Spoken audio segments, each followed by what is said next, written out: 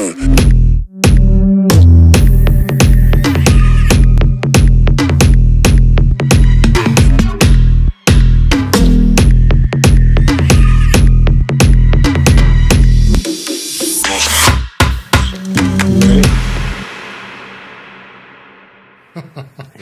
Well, today I have my favorite guest yet. My dad isn't. Okay, yeah, all right. You're for sure. Okay, everyone that knows me knows that I have a really good relationship with my dad because my dad loves to be in pictures. He loves to be at all of the events, and he's an amazing dad. But I have really wanted to have my mom on here because I get invited to take the pictures. So my mom's the one behind the camera in most of those pictures of my dad and I with Cooper with a frowny face after he just did something really cool. Yeah. And so I've wanted my mom on here because she really is an unbelievable woman. I mean, the things that she has accomplished, the things that she continues to do are so remarkable. Yet, hardly, most people don't really know just how much wisdom she has, and she's so good at so many things, and she has been able to do something that, in my opinion, is one of the hardest things to do nowadays, and that's what we're going to talk about, is she has managed to be happily married for 47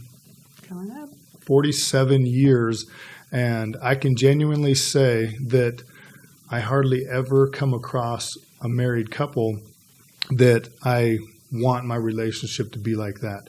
And one of the reasons why I was so nervous about being married is that my mom and dad have always had such a good marriage that it made me feel a lot of pressure to make sure that I found someone that I felt like I could have a marriage similar to my mom and dad's. And I genuinely believe that as great as my dad is, my mom has so much wisdom, and she's so practical and does things in such a pragmatic way that I just wanted to get her thoughts on marriage and family and some of the other things that I think are really pertinent to everybody. And so just to give you an introduction of, other than the fact that she's an amazing mom, she has a degree in speech pathology from BYU.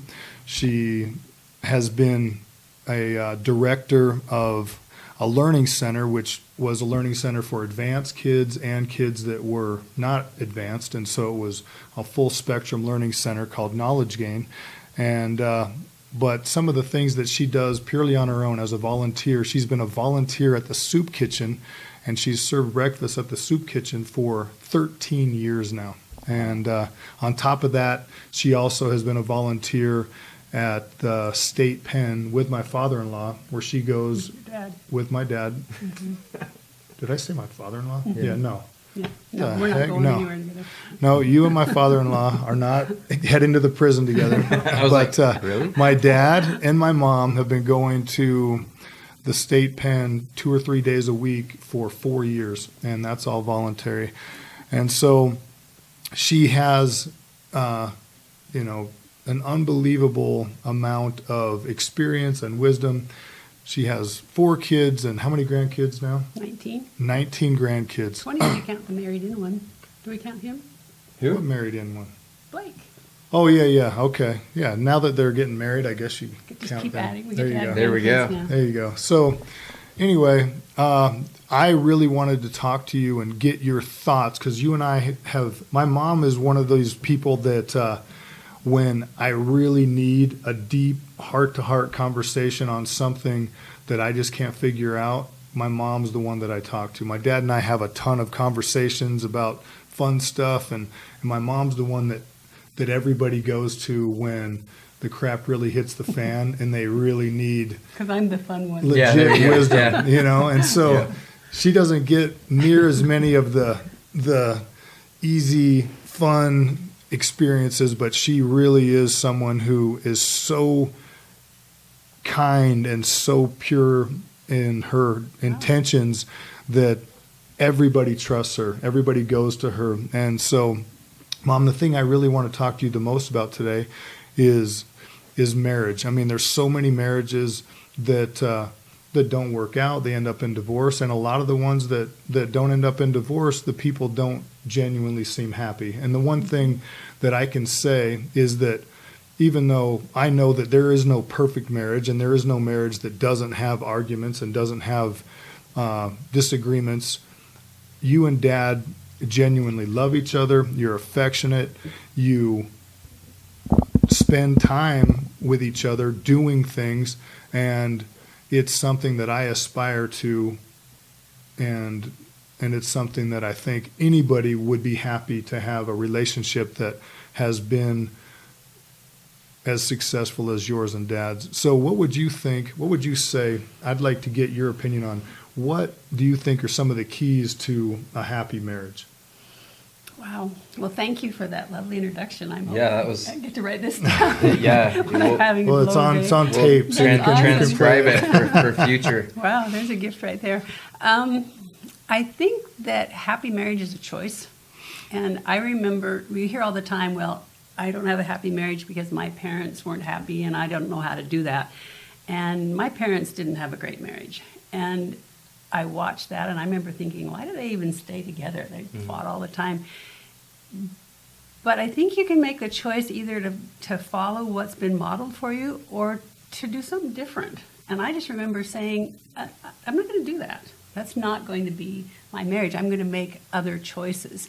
And I can't help but think that pride and selfishness and this new generation of a me attitude is what undermines marriage. I remember years ago, in fact, we lived in Michigan, and I was sitting up late at night. Dick was gone, probably sitting on alert, and I was sitting up late quilting, working on a quilt, and some TV program was on. I don't remember the program. I don't remember who it was. It was a talk show kind of a thing. And the guests were two women who were probably in their mid-20s, and they were conjoined twins, and they were joined at the head. And they were black women. They had this big afro. It was this double afro.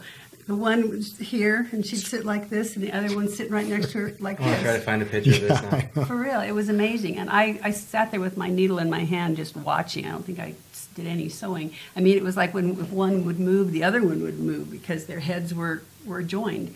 And I remember that discussion because the interviewer, the MC, whatever he was called, the host, would ask them questions. Well, what do you do when your sister is sick? And she says, well, I just try to comfort her.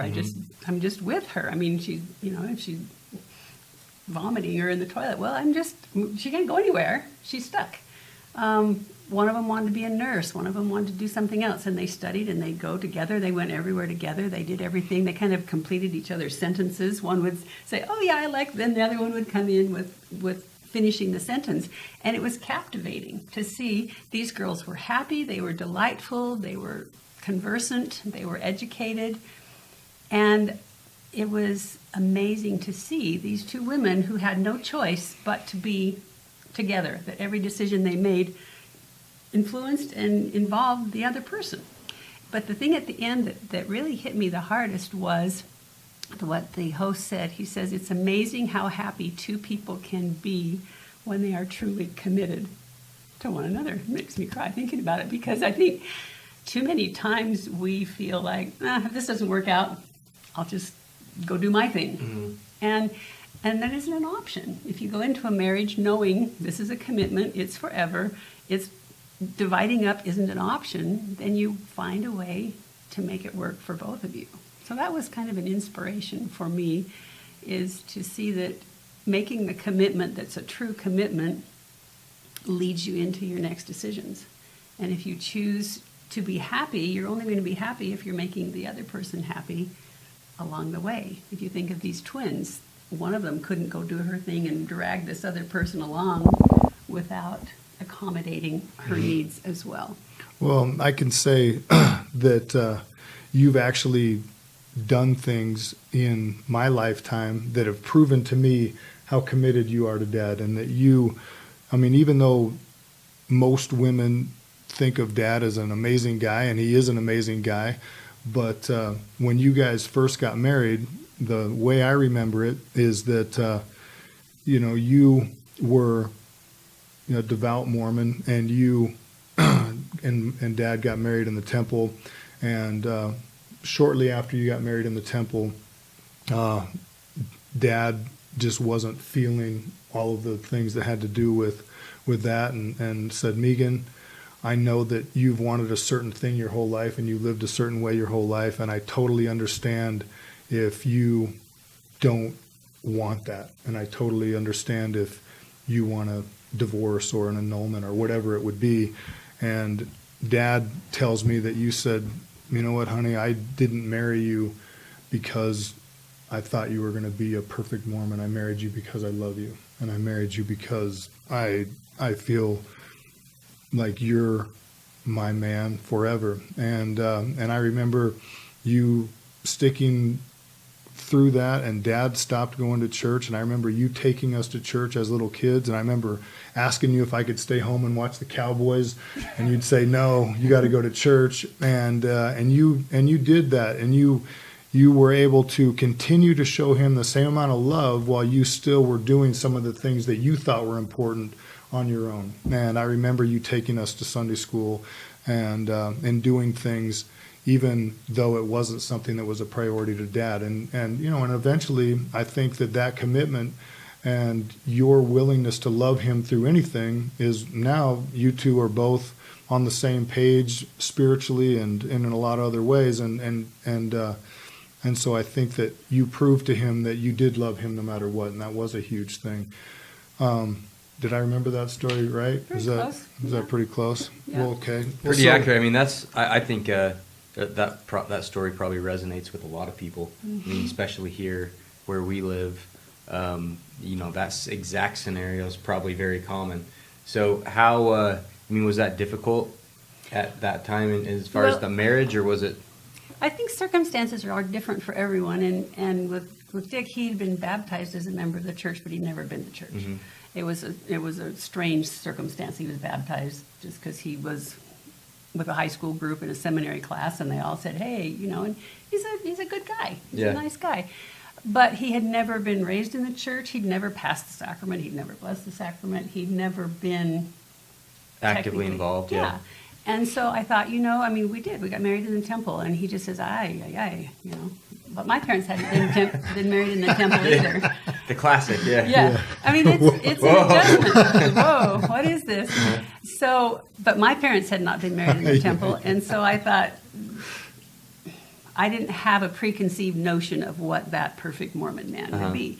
But I looked for character. I looked for qualities that I wanted in a husband and a father for my children. And I thought, we're married forever, and you're stuck with me. And most men, by the time they go through the temple, they've had 21 years of exposure and training, and he didn't. So it's going to take some time. So 12 years later, we went back to the temple. But he was a good dad, and he had more of the qualities that I felt it took to be a righteous man than most of those guys sitting there in those white shirts and ties every Sunday, and treated me with respect and love and dignity. And so you don't throw that out just because they're not doing what you think ought to be done. Mm-hmm. There's a lot of qualities to. That's a great attitude, and I think that the love and looking for the best in people and focusing on those qualities always, in general, is what's going to win out and what's. Well, and I think it was very important. selfish on my part. I mean, I was lucky my kid's dad was home with them, and. The other thing is, how many relationships do you know of that get stronger if the woman nags a husband into doing something? Not a lot. How many times does that make him love you more? Yeah. And so you figure, if what I want for him is to love me enough to think about this and to make this decision, you have to be lovable. Mm-hmm. And to nag and to berate and to condemn is divisive. It's not going to build any relationship. I think that's what you just said is to become lovable. I think that's a good thing in any relationship. We've talked kind of a little bit about that before, but you can't make anybody feel or control how anybody feels about you. All you can control is how you present yourself to them, or how you're able to control your actions and how they respond to that. Mm-hmm. There's a businessman that I like, and he focuses on that too as one of his principles. Is he talks about when he was meeting his spouse, he wrote this big list of attributes and traits, like beautiful woman, comes from this nice family. He wrote this huge list of this amazing, perfect woman. And, he said he had a year or two of him being a successful businessman where he couldn't find a woman that was meeting his criteria. It was just like, and then it dawned on him one day that he needed to readjust his approach to he threw his list away and he wrote, what are the attributes that I need or that I should work on so I can be attractive to a person like that? Mm-hmm. And he said once he did that, it was almost like magic. By completely reverse engineering what he wanted in a relationship, he was able to find his now wife of 20 plus years, and they've had a great marriage. And he did that by focusing on making himself the most desirable to a woman like that. Yeah, there's a story about a young man who tells his grandmother, these are all the things I want. And after the list got longer and longer, she said, well, Sonny, even if that girl did exist, what makes you think she'd want anything to do with you? Yeah. So you're right. And so all you can do, there's an old adage that says, act and don't react. Mm-hmm. You can control your choices and your purpose and your decisions, but you can't control that person. So it's a two-way street. Well, that's the one thing that I think has been interesting about you and Dad is that you and Dad enjoy each other and you do things together, but your basic interests aren't totally the same. I mean, you are someone who has spent countless hours. I mean, another thing, my mom is an award-winning quilter, and she's spent tens of thousands of hours. I mean, for those of you that, I'm not going to say her exact age, but it's about 70. And so she goes to these quilt groups, and, I just picture quilters as these old white-haired ladies that just sit there and you need to come more often. Well, anyway, I don't know if that's going to happen. But, the fact that you and Dad don't necessarily have the exact same hobbies or the exact same interests.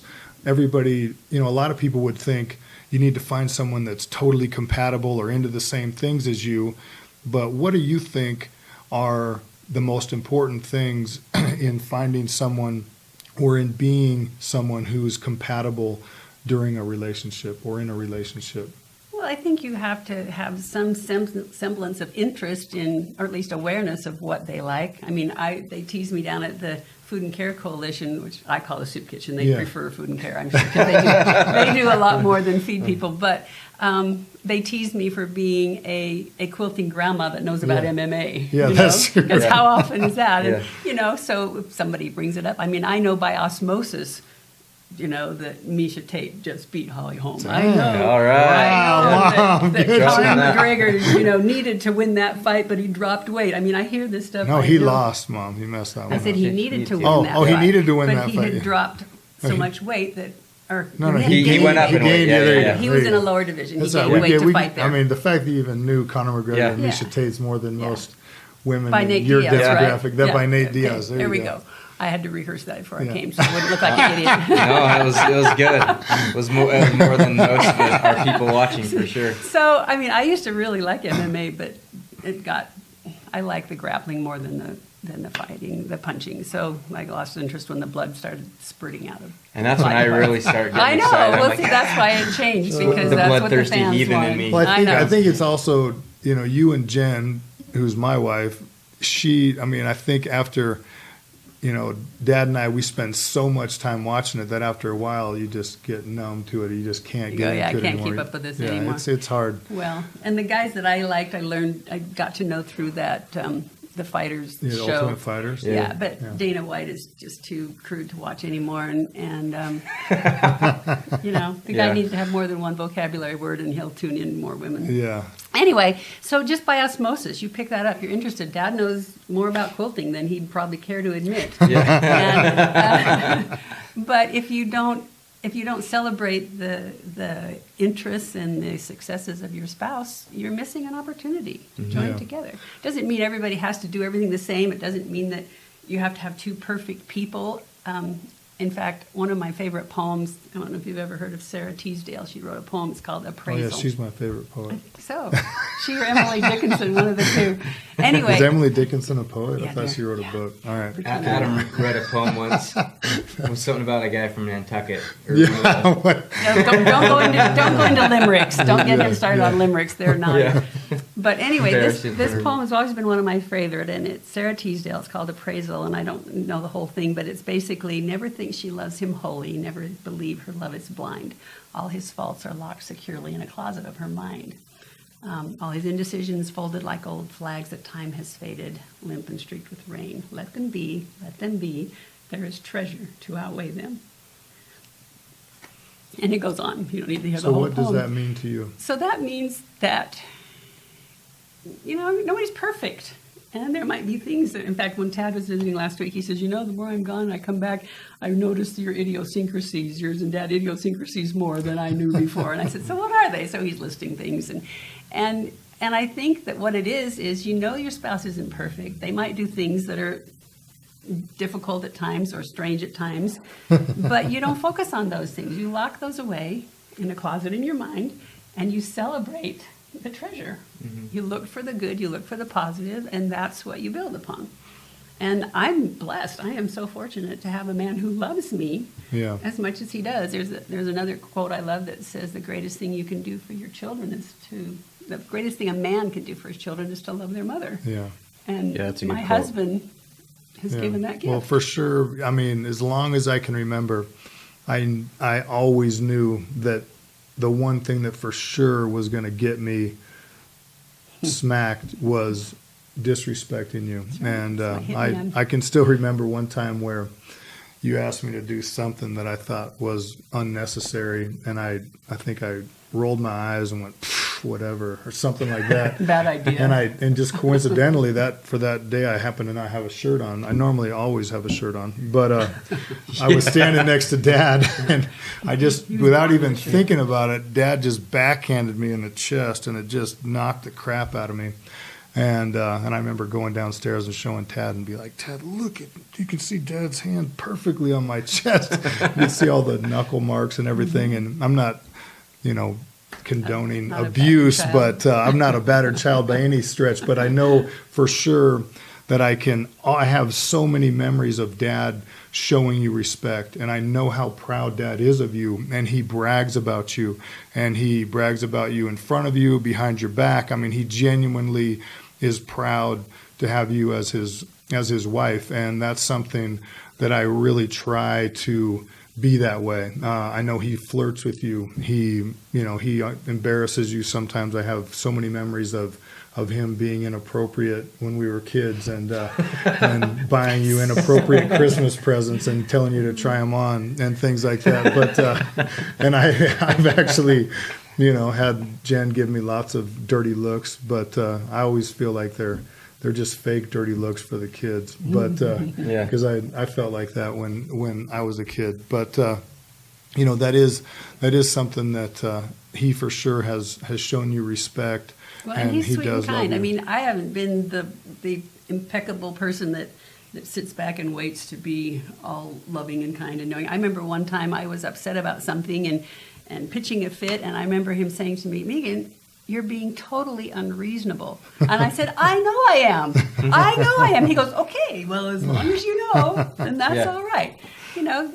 Everybody makes mistakes, and everybody has their good days and bad, and you just proceed. So you started by saying that, relationships these days, or a lot of marriages these days, people are too easy to give up, or, I think, I don't know what the divorce rate is now, but it's probably kind of leveled off around, 50% is Probably. roundabout. What are some things that you think are tips or practices that couples could or should be doing better, just in your experience, things that people can and do to improve their relationship?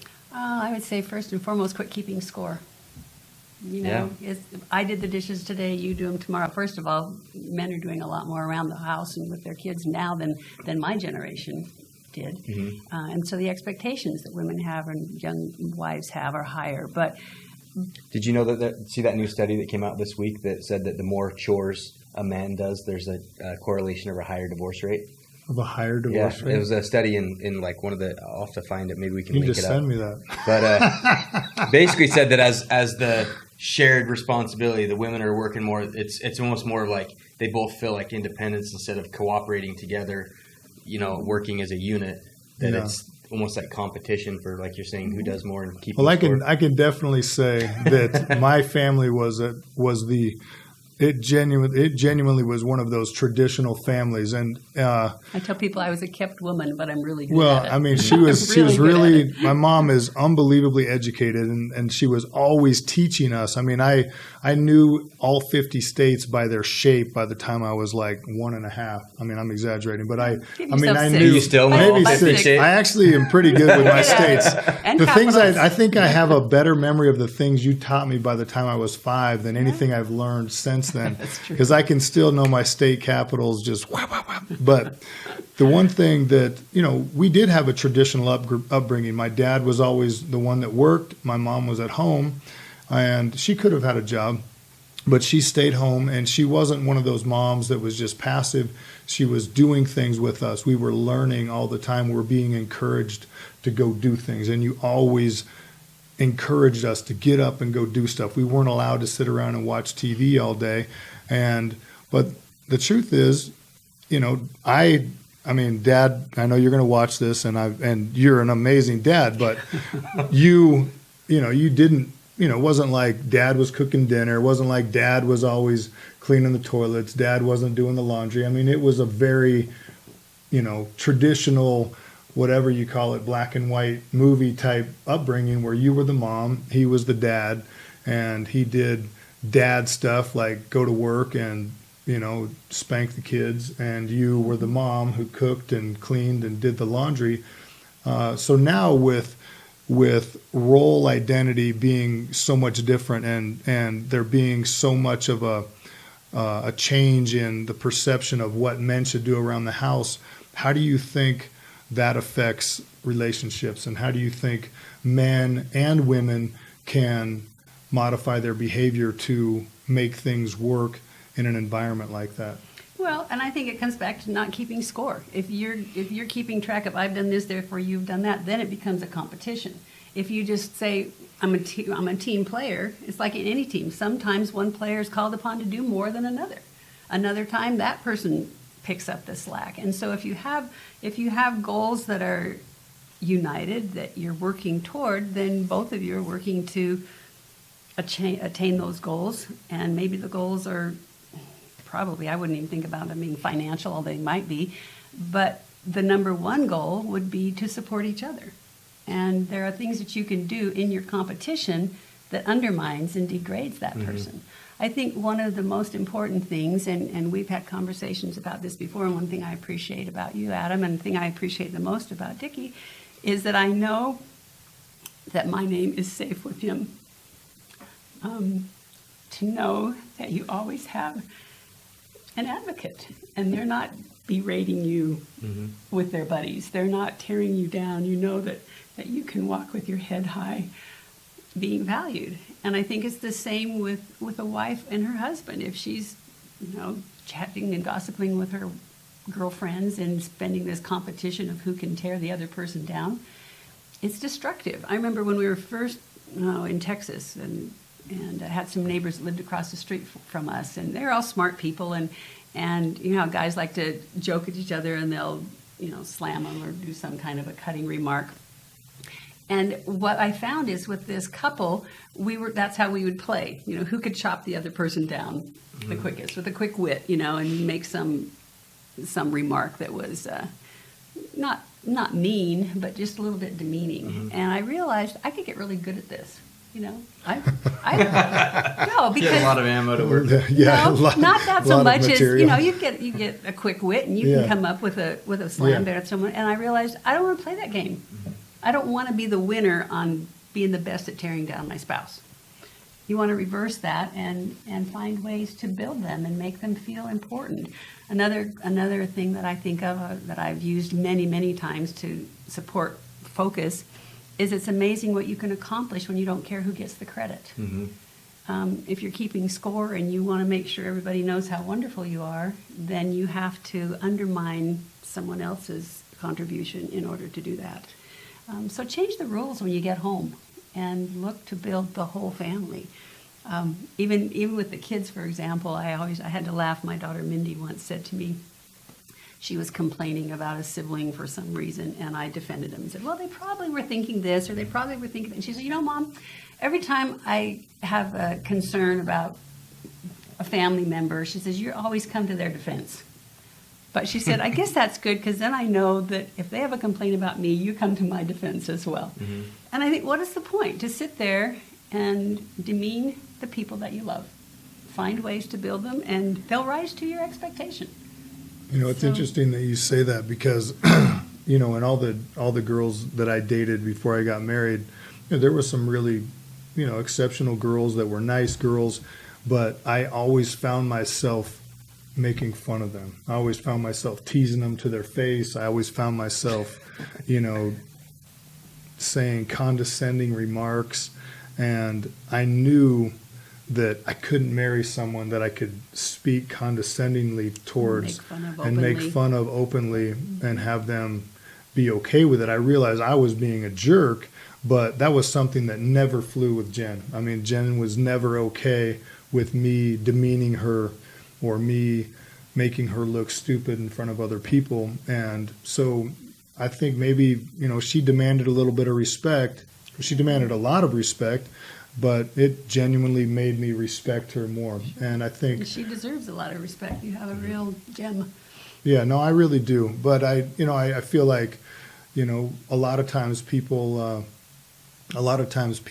want respect, and people, want to be respectful. But what do you think it is that can make couples respect each other more? Is there something that a behavior or a mindset that can promote that respect between each other? I think to communicate better is one factor. One thing that we've done for years and years and years is go on walks together, and I find that it's therapeutic in that it's a time to get away from televisions and telephones, and well, you used to be able to get away from the telephone, but you put that away, and you have a chance to communicate. We've had some walks that they were basically quiet, and we've had some walks where we've rehashed history or made plans, and I just think that it's a time to unite your thoughts. I think it's important to give your spouse credit for having a brain. Sometimes men think, I'm going to take care of this little lady, and they don't give them the respect that they actually are thinking humans and that they're capable. And so the more you validate someone's interest and someone's skill and someone's ability and someone's accomplishment sincerely, the more they will know that you value that, and they'll do it better. Yeah. It's the same with children. I hate to demean it or diminish it that way, but rather than tell a kid what he does wrong, you tell him what he did right, so they know what to do again. It's the same with a spouse. I appreciate it when you do this, so it makes a difference. What advice? Dick's a great guy, and you two both from afar. I've always been impressed with Adam as I met his family and his kids and stuff. How honestly exceptional you guys are, and how loving and how close you guys are as a family. It's really amazing, and I don't think a lot of people quite grasp just how close you guys are and what good relationships you do have. What advice would you have for somebody? Because, like I said, Dick's a great guy, but there's a lot of circumstances where maybe one person in the marriage isn't quite there, doesn't have that mentality, and people are struggling, and obviously there are justifiable cases. What advice would you have for somebody where maybe their spouse just isn't quite in the same mindset or on the same level as them? Well, I think you have to be accepting of where they are, and you start where they are. You don't start for where you want them to be and then start haranguing to make them come to that point. Mm-hmm. I think that as a family, you have to do away with that old adage of it's important to have quality time. It doesn't matter how much quantity time you have. Mm-hmm. And realize you don't get quantity time without time. And so you've got to have quantity time to get quality time. It's the time spent together that is important. And I look back over our family, and we didn't have official family home evening lessons per se, but we spent time Mom, together. I've always. Yeah, it didn't happen. I'm glad you admit that, because we're not very good at that either. Me neither. Well, but the time spent together where you share your ideas and your feelings and your hopes and your dreams and support trumps that. It's that letter of the law, spirit of the law thing, right? I mean, I think I spend a lot more time with my family than a lot, and that's really what matters, is spending that time. It's not necessarily, and that's the principle and the spirit behind that, I believe. Okay, it's time to be together. Yeah, when I was a kid, it was a family fight with the Well, opening if and I would closing call prayer. a family home, it's time for family Family home. fight with an opening and closing Yeah. prayer. Yeah, and dessert, right? Yeah. And if I Sing say, the okay, song. we're going to have family home evening, my kids would go, oh, what do we do now? You know, because it was a family council, we're going to solve a problem. Yeah. So, you know, the family that prays and plays together is, you're building relationships. I think one of the things that we did to help our kids be friends, in hindsight, if I look back, is that they weren't allowed to have other friends on Sunday unless it was a whole family that came together. And what happened with that is that they learned to play together. They learned to accommodate each other, and they learned to not hurt their little sisters, because once she cried, the game was over, and so they would have to I accommodate. can and make remember plays for everyone. countless hours of me and Tad begging Marin not to go tell yeah. that we hurt her, because Yep. we knew that was going to be the end of our game. Marin, Come on, come on. please. You know, My it was kids don't almost- learn that. I don't know. I remember that too. They like where you'd beg we call him a tattletale, and you try to do anything you can not to get a little brother to go tell on you. Yeah. But I don't know why my kids, they have no problem running and complaining. I mean, maybe I don't know what the dynamic shift is. I there, think but- Marin might remember Sunday as Marin gets Torture day. abused day, because Marin was the only other person that we were allowed to play with. So Tad and I used Marin as Well, our Mindy was there as well, beat up so- doll, and Mindy would sit there and just laugh at how Tolerate. dumb we were being. But yeah, those were.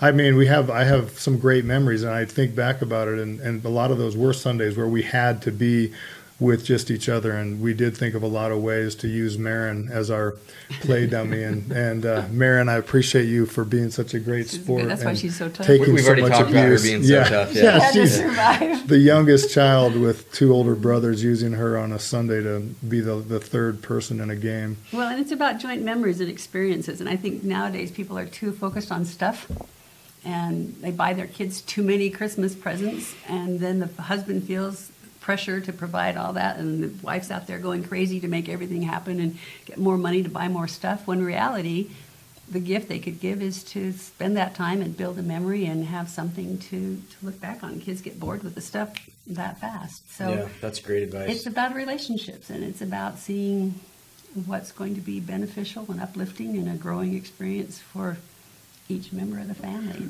The one thing that I think that you did really well, even though I joke about it and we tease about it all the time, is that, I've heard that most marriages, the biggest fights are financial, and a lot of couples fight over financial things. And, we grew up in the military, and so all of my friends, they all made the same amount of money as you and Dad, but because of the way you were able to manage the money, I don't think that finances were ever that big of a problem. And so what are your thoughts on expectations for finances, and how do women manage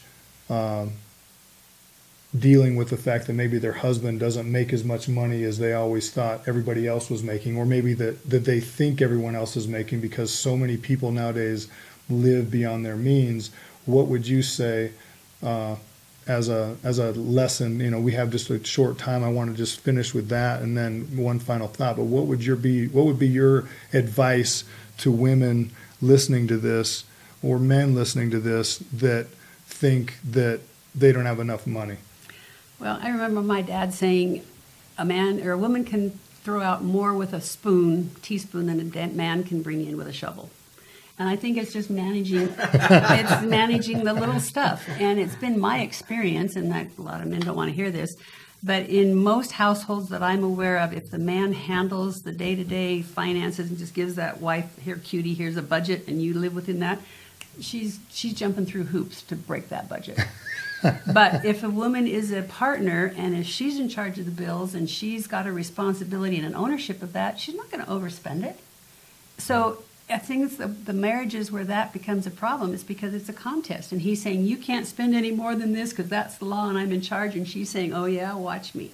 Yeah. And so it becomes a contest instead of a joint ownership of the responsibility of the family. I think it's a mentality that nobody's willing to not go without anything anymore, and it's everybody has to have all of the things that everybody else does. Yeah, and it's a false God to chase. Yeah, exactly. And nobody's willing to budget and live within their means. And conversely, there's a lot of times I feel like where men need to step up or do what's, take an extra job for a time being and take control of things and like so that. if a man says we can't do that, we don't have money for this or this or this or this, and then he goes out and spends it on a new tires or a new car or a new toy, it's a double message there. And so it has to be a joint thing. And I don't know, I like to save pennies so I could spend dollars. Yeah. I definitely have some awesome memories of you saving money, and to me, those are great memories. I mean, you being frugal is one of my favorite things to think back It's one about. of my idiosyncrasies from Yeah, Dad. well, I enjoy it. I mean, At least he's referring to you as frugal. And Well, he's not saying not yeah. cheap. Well, either Yeah. way, I mean, I always remember just enjoying the little. I mean, it was. I never thought of it as I mean, I guess I thought maybe it was annoying, but it's always been funny to look back and think about how I would dig around the goobers of old jelly at the top of every new peanut butter jar that you'd spatula it out, and I had to get to the good peanut butter There's down two- below the top layer, and that two more layer sandwiches. just kept moving to the top of every new 2 more sandwiches peanut in butter that jar. jar. You bet. But all right, well, to wrap this up, Mom, I really do appreciate you spending the time. And what would be the one thing that you would say that everyone listening could do to improve their relationships? One thing to focus on. If there's one character trait that people could focus on to improve their relationships with their significant other, what would you say that it was? Oh, I think it's communication. You've probably heard of that book, The 5 Love Languages. Adam talks to me about it all the time. Yeah. It's like, I got to go do this because Jen's love language is Exactly. Well, see, that's communication. But I always and forget which one it is. But that is so important because you might think you're being wonderful because you're doing all these things, and she's saying, all I want is for you to come and sit down beside me. And you're saying, but I bought you this, and I bought you this. And I remember learning that with my mother. She would send me the most random gifts. When I was a freshman in college, she sent me a plastic purse and a sponge. And I put this sponge up on my bulletin board because I thought, what is up with this? And it took me years in reading Gary Chapman's book to say, that was my mother's love language. It was gifts, and that's not mine. And so I would, tell her things and tell her I loved her and this and that. And finally I realized I need to send her a present. You need to be aware enough to express that love in a language that they understand. And so I think that's a gift, is to communicate enough so that you know what's going to make them happy. You're not doing something that makes you happy and then wondering why they're not. Yeah. So I would say communication, and then get rid of the pride and the competition, and look to see how you can build up someone else instead of trying to meet your own needs all the time. If I were to summarize what I think you've shown the most is, you are extremely intelligent, highly wise and intelligent, yet your humility and lack of pride and willing to adjust and willing to modify and willing to do things that aren't necessarily exactly what you wanted in order to make it peaceful is the one thing that I know for sure, that if I can remember that in my life and put away the pride and be willing to apologize, be willing to go communicate and talk about something and not let a situation linger, has been the one thing that I think you and Dad both have been amazing at, never having to be the one that was right and never having to be the one that got the last word or that won an argument. And so your humility towards each other for sure has been the biggest example to me. And I can't tell you how much I appreciate the example that you and Dad have, and how much I love you guys. Yeah, thank you. It's very nice to observe you guys. I love your family. You're like the better version of the Kennedys. And I'm happy to know you guys. So Thanks for coming on. It was Thank it was you. great. Mom. Love Thanks. you. I appreciate it. Bye-bye. Oh, you're awesome.